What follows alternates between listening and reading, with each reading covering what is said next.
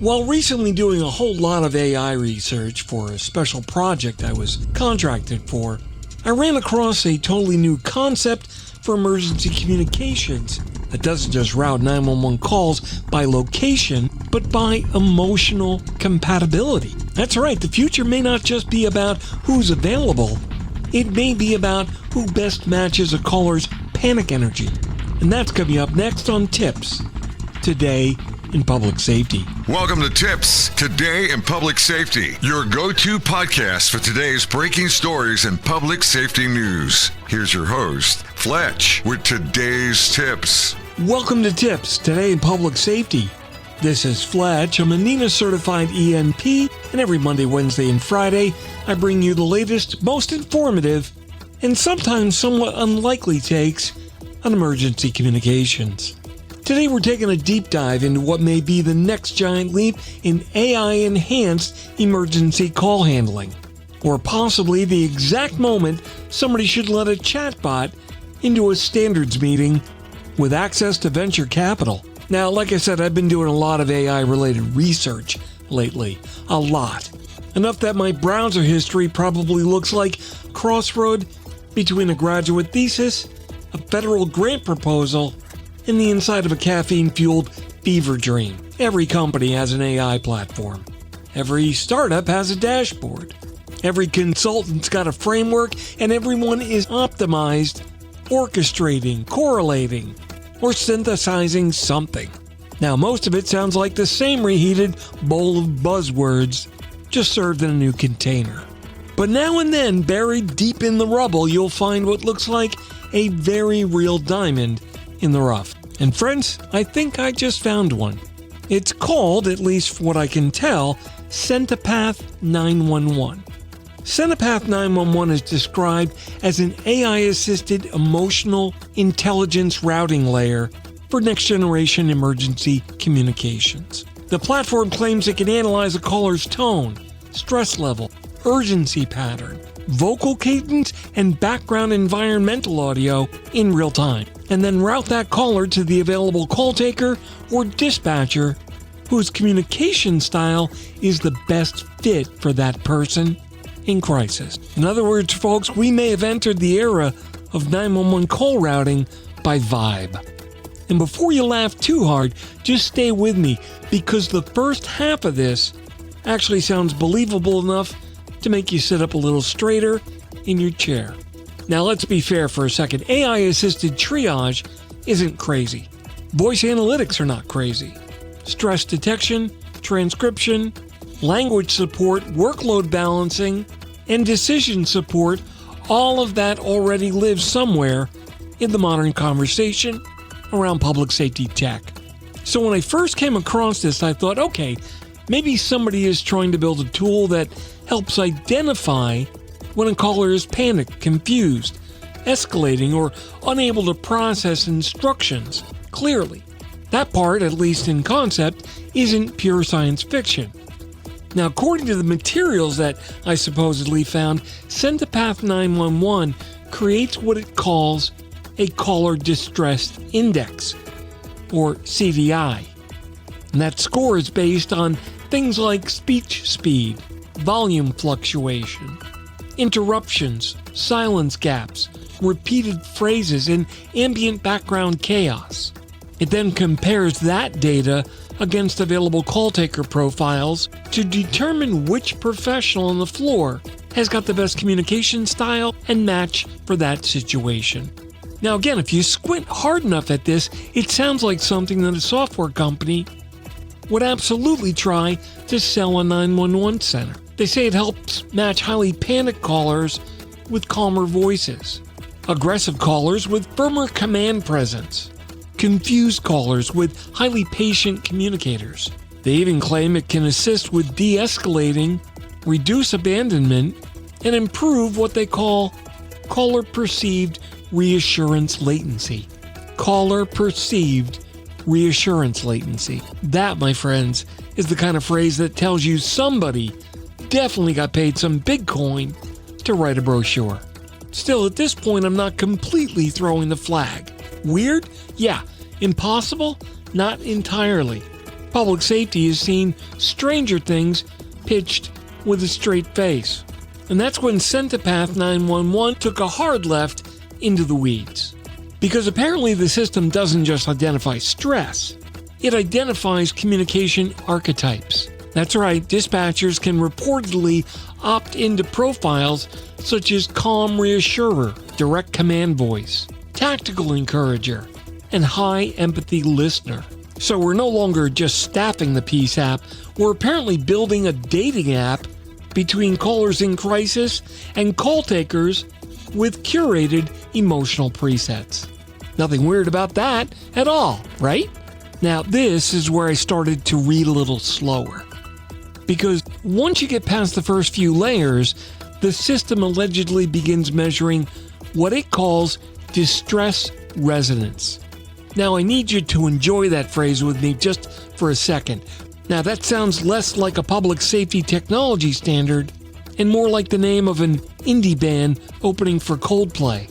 According to the concept, distress resonance is the system's ability to determine how intensely a caller's emotional state might respond to a certain voice style, pacing style, and reassurance pattern. So now we're no longer just taking a 911 call.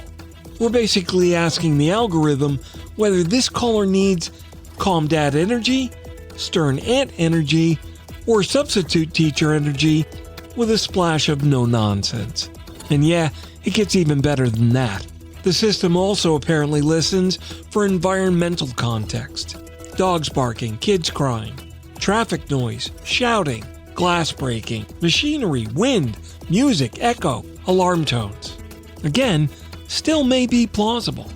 But then it claims it can use those sounds to classify the emotional atmosphere of the scene. The emotional atmosphere of the scene. Not just chaotic, not just noisy, emotional atmosphere. So now in this fantasy world, your 911 center dashboard is no longer showing you call queues and Annie Alley. It's going to show you things like scene status unstable, caller tone urgent, background profile emotionally crowded, vibe forecast deteriorating. And then somewhere on the floor, somebody is probably saying, "Hey Carol, I need you on line 3. This domestic sounds incredibly spiritually escalated." Now this is also where Centipath also claims that it can help with continuity by routing repeat callers towards similar communication styles over time. Not necessarily the same dispatcher, mind you, just the same style cluster. So the caller feels a more emotional response pattern from your agency.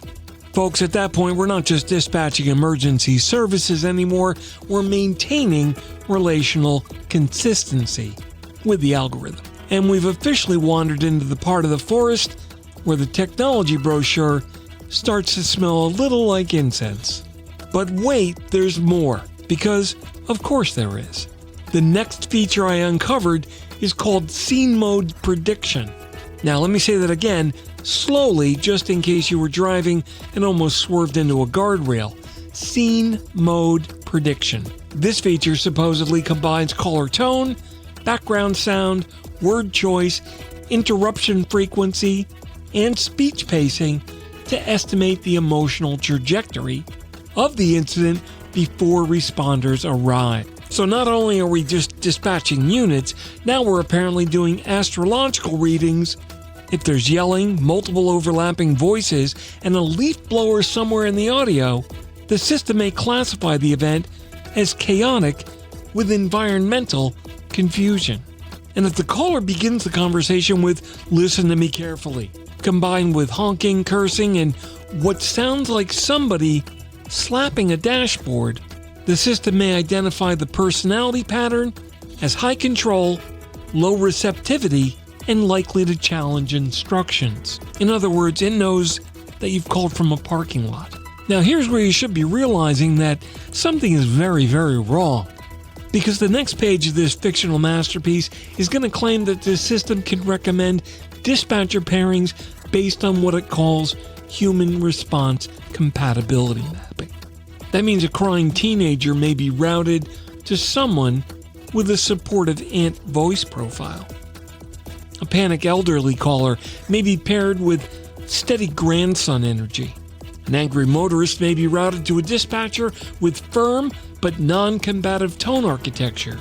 And somewhere deep in the code base of this imaginary system, there's probably an option that says, caller appears to need someone named Linda. And honestly, some days, maybe we all do. Now let's step out of the joke for just a second, because this is where the satire hits a little too close to home for many. Artificial intelligence really is coming into public safety. That part's not a joke. Transcription, translation, decision support, records analysis, report drafting, video analytics, cyber defense training, training support, quality assurance, all of that is real. Some of it is actually useful. Some of it's promising. Some of it is half-baked nonsense, wearing a blazer and carrying a slide deck. And that is the real point of today's episode. We're entering an era where polished language can make almost anything sound believable for at least 3 minutes. Wrap it in words like adaptive, emotional intelligence, predictive, orchestration, multimodal, resilience, and optimization, and suddenly people stop asking the most important question of all. Does this actually solve a real problem? Because if we're not careful, public safety is going to drown in an ocean of tools looking for problems instead of solving the ones that are sitting right in front of us. We don't always need magic beans with APIs.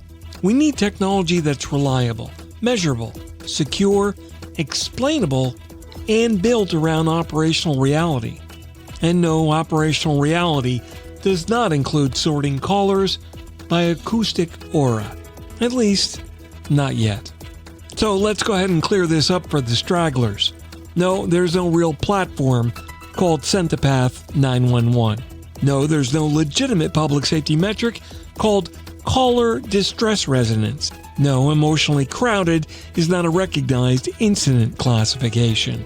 No, church lady confidence is not currently an approved dispatcher voice profile. No, aggressively backyard is not in the NINA standards database. And no, your PSAP supervisor should never receive an alert that says, recommend senior staff intervention. Caller energy is Facebook Live adjacent. Yes, this episode was fabricated for April 1st. Completely, deliberately, proudly, and historically repetitive. But let's be honest, for the first few minutes, it probably sounded just real enough to make you wonder. And that is exactly why this joke works. Because in your world where AI is being bolted onto every product, every workflow, and every buzzword bingo card that exists in the industry, the line between genuine innovation and total ridiculousness is getting harder to spot every day. And that's the part worth laughing at. So enjoy the joke, keep asking the hard questions, and the next time somebody walks into your center with a dazzling new AI platform and promises transformational emotional interoperability, do me a favor. Check to see if that brochure mentions panic aura mapping. Because if it does, back away. Slowly. That wraps up today's episode of TiPS, Today in Public Safety. Thanks so much for playing along. For more updates and insights, you can follow me on social media at Fletch911 and visit 911tips.com for a complete archive of our previous episodes. My blogs are available online at Fletch.tv, and my professional website is at Fletch911.com. Stay safe, thanks so much for listening, and if you're in public safety, thanks for what you do every single day. We'll catch you next time. Take care.